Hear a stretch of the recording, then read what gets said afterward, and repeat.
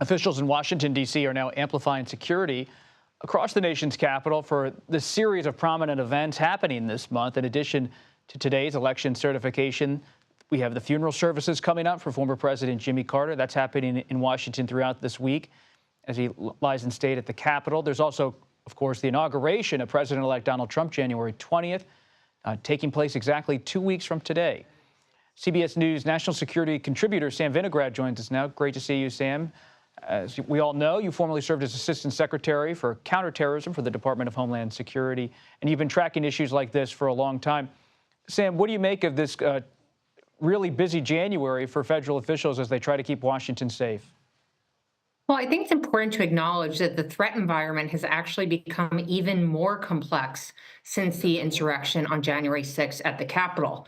Since that time, we've had a proliferation in domestic terrorism attacks here in this country, but all enhanced threat from foreign terrorist organizations and state-sponsored terror organizations as well. What that has led to is really an alphabet soup of terrorist organizations seeking to do harm to this country. And that is why the federal government over the past several months, if not the past several years, has really stepped up two things, Bob. And the first is information sharing. That includes bulletins both to the public and to law enforcement partners about what to watch out for, like copycat vehicular ramming attacks, as well as, in addition to enhanced information sharing, trying to form new partnerships with law enforcement associations, new partnerships with faith-based entities, and more to try to ensure that they can secure not just the Capitol over the month of January, but the country. Sam, what about the impact of the weather here? You have snow across Washington. Well, I think counterterrorism officials somewhat breathe a sigh of relief when there is inclement weather. Snow is certainly a deterrent, and the windy conditions we had earlier today. Snow is certainly a deterrent to large groups of individuals seeking to mobilize to violence, but we can't always count on the weather.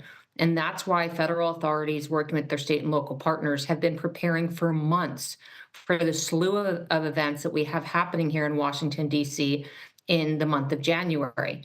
Preparations both for the inauguration as well as for the certification today have been ongoing for a long period of time, well before anybody knew that it was going to be a snowstorm today.